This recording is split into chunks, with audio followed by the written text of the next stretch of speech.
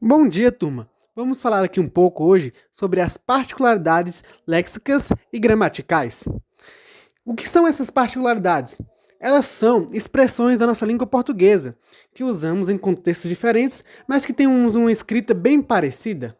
Vamos ver algumas aqui. À medida que. Ela é uma locução conjuntiva proporcional, equivale à proporção que. Exemplos. À medida que treinava, adquiria mais preparo físico. À medida que a renda diminuiu, o brasileiro reduz gastos em lazer e cultura. Agora temos, na medida em que. Ela é uma locução conjuntiva casual, equivale como ideia de causa, significa uma vez que, visto que, tendo em vista. Exemplos. Na medida em que choveu, ficamos em casa. Suspendemos a execução do projeto na medida em que o chefe ordenou.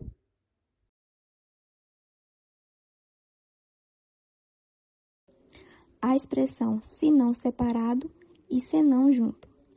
Se não separado passa a mesma ideia da expressão caso não, ou seja, indica uma condição. Por exemplo, não passarás se não te dedicares. Se não vieres, não sairemos.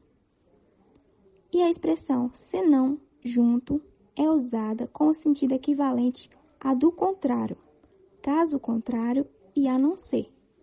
Por exemplo, ninguém, senão ele, pode fazer o projeto. Não me deu outra coisa senão um beijo. Onde, aonde e donde são termos muito parecidos e são utilizados para indicar lugares. Eles têm o acréscimo de uma preposição ao advérbio relativo onde, que possibilita a diferença entre os termos.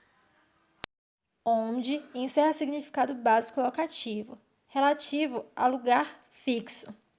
Indica permanência de algo ou alguém, como mostram os exemplos. Eis a cidade onde moro. Não sei onde você estuda.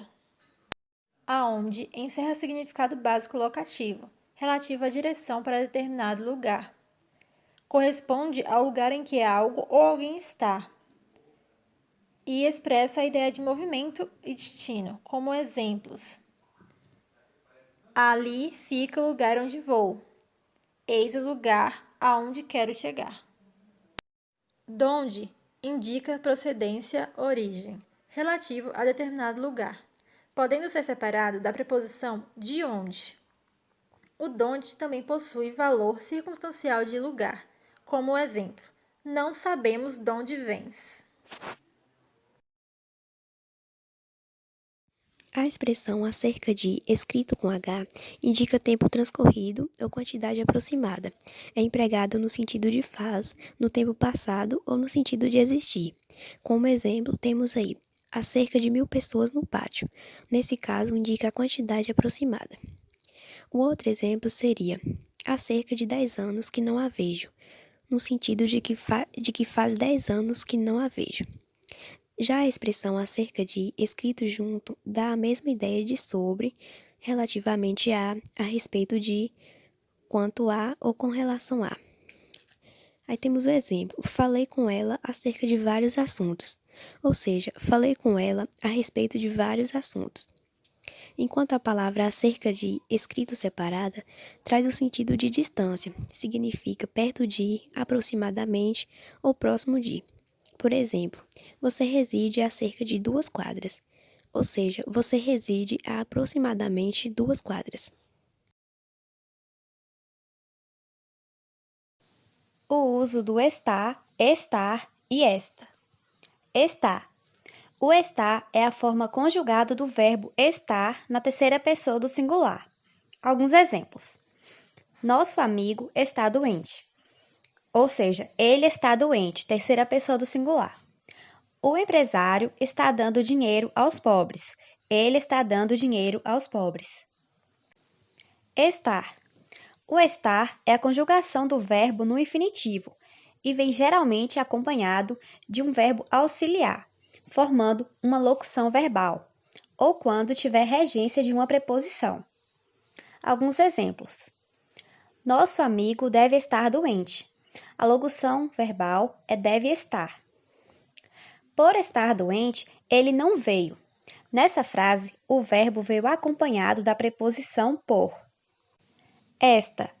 O esta é um pronome demonstrativo, que pode indicar que algo ou alguém está perto da pessoa que fala ou no tempo presente em relação à pessoa que fala.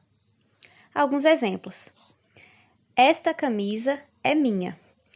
Está se referindo a uma camisa perto da pessoa que está falando. Esta situação não pode continuar. Está se referindo a algo no tempo presente em relação à pessoa que fala.